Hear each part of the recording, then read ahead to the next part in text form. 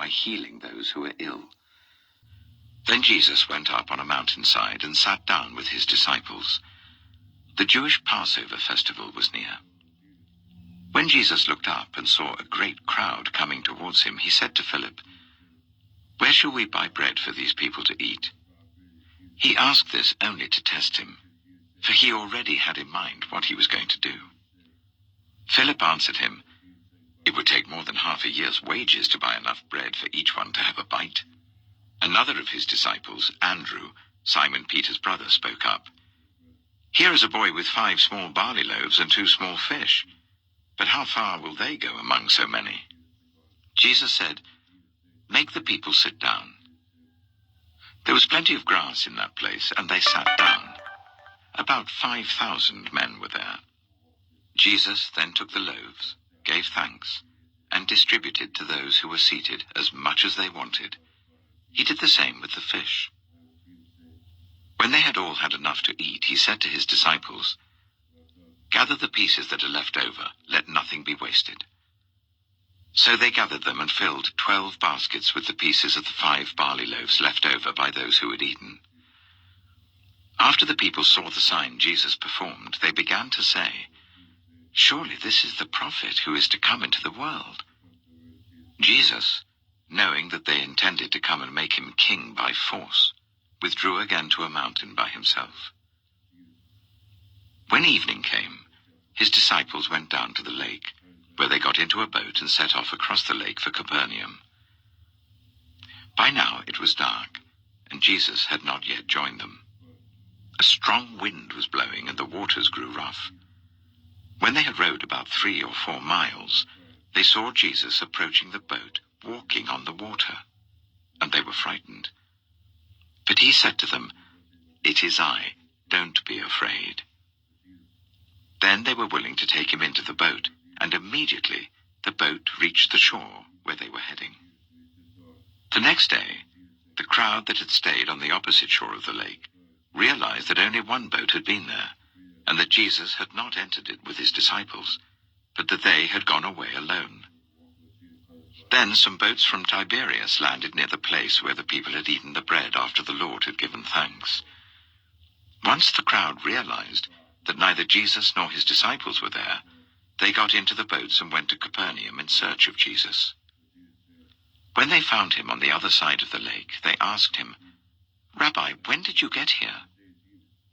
Jesus answered, "Very truly I tell you, you are looking for me not because you saw the signs I performed, but because you ate the loaves and had your fill. Do not work for food that spoils, but for food that endures to eternal life, which the Son of Man will give you. For on him God the Father has placed his seal of approval." Then they asked him, "What must we do to do the works God requires?" Jesus answered, "The work of God is this, to believe in the one he has sent." So they asked him, "What sign then will you give that we may see it and believe you? What will you do? Our ancestors ate the manna in the wilderness. As it is written, he gave them bread from heaven to eat."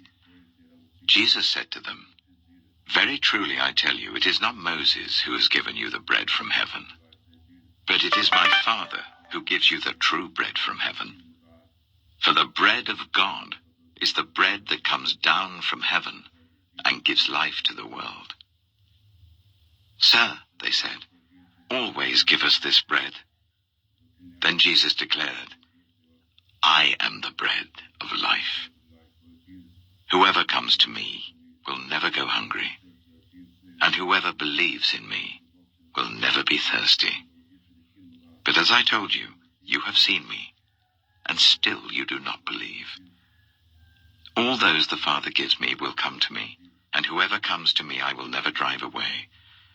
For I have come down from heaven not to do my will, but to do the will of him who sent me.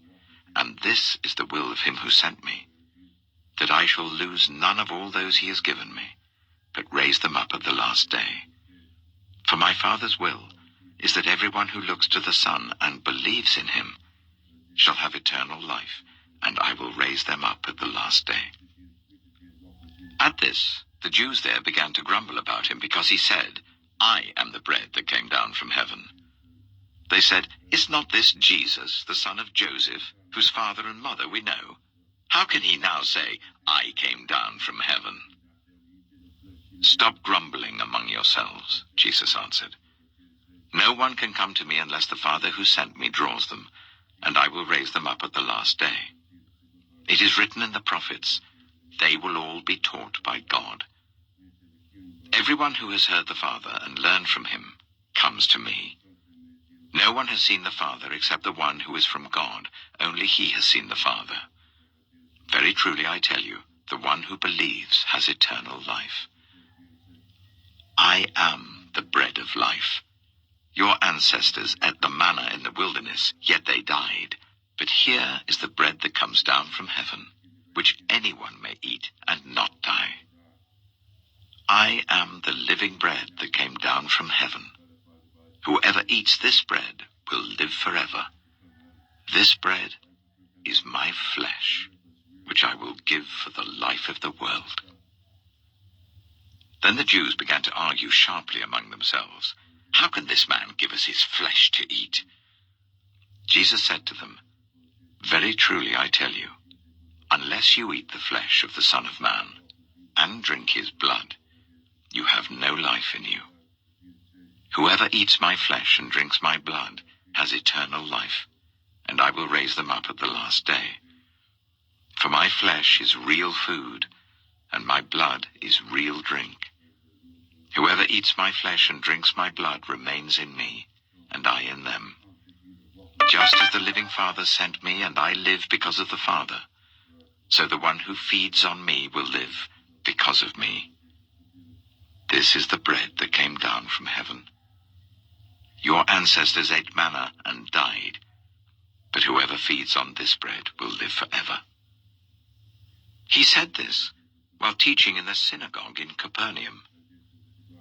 On hearing it, many of his disciples said, "This is a hard teaching. Who can accept it?" Aware that his disciples were grumbling about this, Jesus said to them, "Does this offend you? Then what if you see the Son of Man ascend to where he was before? The Spirit gives life, the flesh counts for nothing. The words I have spoken to you, they are full of the Spirit and life. Yet there are some of you who do not believe." For Jesus had known from the beginning which of them didn't believe and who would betray him. He went on to say, "This is why I told you that no one can come to me unless the Father has enabled them." From this time, many of his disciples turned back and no longer followed him. "You do not want to leave too, do you?" Jesus asked the 12. Simon Peter answered, "Lord, to whom shall we go? You have the words of eternal life. We have come to believe and to know that you are the Holy One of God." Then Jesus replied, "Have I not chosen you, the 12? Yet one of you is a devil." He meant Judas, the son of Simon Iscariot, who, though one of the 12, was later to betray him. John chapter 7. After this, Jesus went around in Galilee. He did not want to go about in Judea, because the Jewish leaders there were looking for a way to kill him. But when the Jewish festival of Tabernacles was near, Jesus' brothers said to him, "Leave Galilee and go to Judea, so that your disciples there may see the works you do. No one who wants to become a public figure acts in secret. Since you are doing these things, show yourself to the world." For even his own brothers didn't believe in him. Therefore Jesus told them, "My time is not yet here. For you, any time will do. The world cannot hate you, but it hates me because I testify that its works are evil. You go to the festival. I'm not going up to this festival because my time is not yet fully come." After he had said this, he stayed in Galilee. However, after his brothers had left for the festival, he went also, not publicly, but in secret. Now, at the festival, the Jewish leaders were watching for Jesus and asking, "Where is he?" Among the crowds, there was widespread whispering about him. Some said, "He is a good man." Others replied, "No, he deceives the people." But no one would say anything publicly about him for fear of the leaders. Not until halfway through the festival did Jesus go up to the temple courts and begin to teach. The Jews there were amazed and asked, "How did this man get such learning without having been taught?" Jesus answered, "My teaching is not my own. It comes from the one who sent me. Anyone who chooses to do the will of God will find out whether my teaching comes from God or whether I speak on my own. Whoever speaks on their own does so to gain personal glory. But he who seeks the glory of the one who sent him is a man of truth. There is nothing false about him. Has not Moses given you the law? Yet none of you keeps the law. Why are you trying to kill me?" "You are demon-possessed," the crowd answered. "Who is trying to kill you?" Jesus said to them, "I did one miracle, and you are all amazed. Yet because Moses gave